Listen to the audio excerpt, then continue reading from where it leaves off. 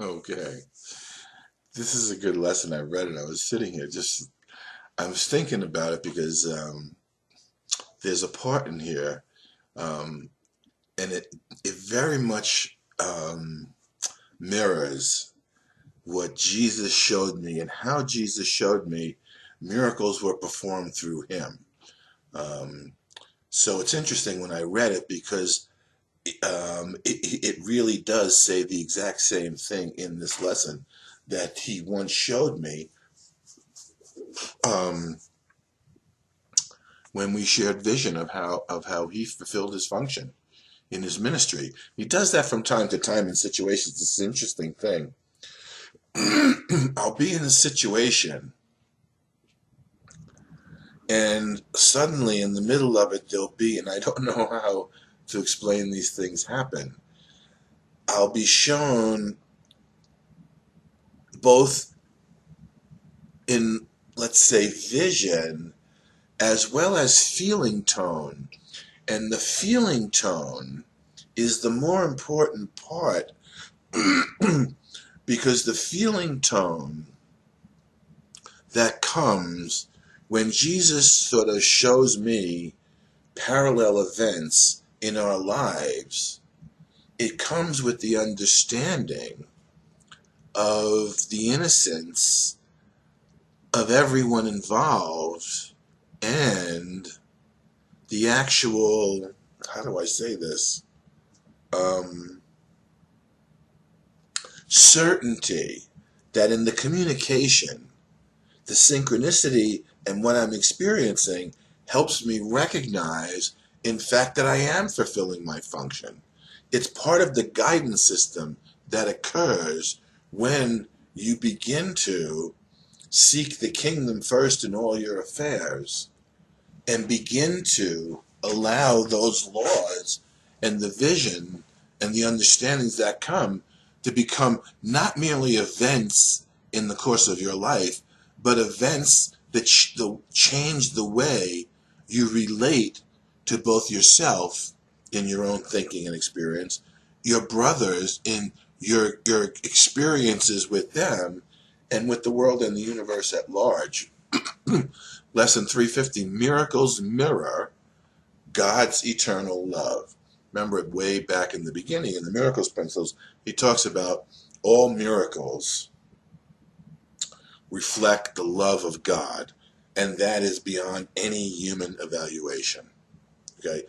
Miracles mirror God's eternal love. To offer them is to remember him, and through his memory to save the world. Yes. And remember, miracles are a way of shortening the time. Shortening the time within which we took within a larger time sequence to save the world. For the world to come to the final, let's go, for the dream to come to its final conclusion so as to never have been dreamt before. What we forgive becomes a part of us as we perceive ourselves. Okay, this is where you begin to sense that traditional definitions of forgiveness aren't really, how should I say it, aren't really admissible understanding-wise if you want to understand what Jesus is conveying in the Course of Miracles. Even though the word is the same, the understanding behind the word, that when we hear the word, when we see the symbol that forms, that forms the word forgiveness, we remember something in us that we associate with what forgiveness is. Okay? What Jesus is training our mind to associate forgiveness with God's love. Because every time we associate something with God's love and recognize it within the love of God, we recognize it as being already part of us. And this is the way Jesus performed his miracles. The Son of God incorporates all things within himself as God created us, you and I, as the Son of God. All things have incorporated us. we'd have to also include, just for a second,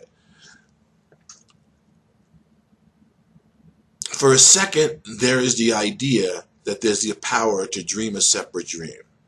And in that dream up states of mind and conditions that are unlike reality. But the power that's empowering the dream is still the power of the mind of Christ asleep in the kingdom and thinking the dream is his reality. Okay? Now, so when Jesus would come into a situation, when Jesus showed me, when he would bless something, he would take it into himself. He would bless it by including it into what he was. And because his mind was stayed in eternity and stayed in the storehouse, everything he blessed and incorporated into himself was taken up into the storehouse, where it's multiplied tenfold, 100-fold, to the necessity of the utilization in the plan for forgiveness here in space and time, the plan for atonement here in space and time.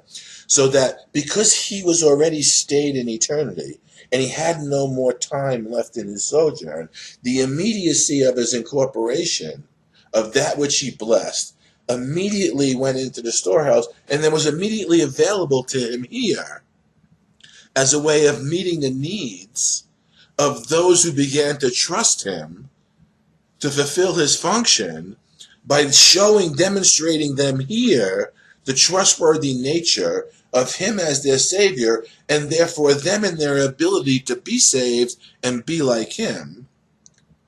Because as above, so below. So as his mind was steeped in eternity, his below down here was demonstrating and making manifest eternity and infinity through the utilization and multiplication of symbols that Old Testament people understood. Loaves and fishes were being multiplied.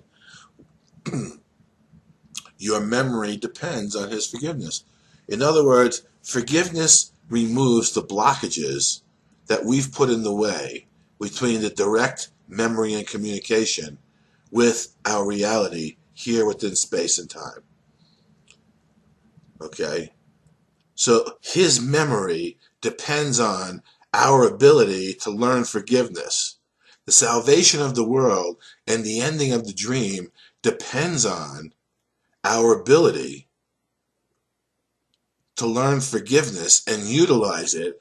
And because it is from God, and we cannot not already know, because it's already within us, we learn to remove the obstacles to recognizing what we are as forgiven. Because God is only love, and therefore so am I. So are you and I, actually. Okay? And as he says in the book, the only way to God is through forgiveness. Is through healing your mind of the idea that there was, in fact, a time and a space when you could be separate from him.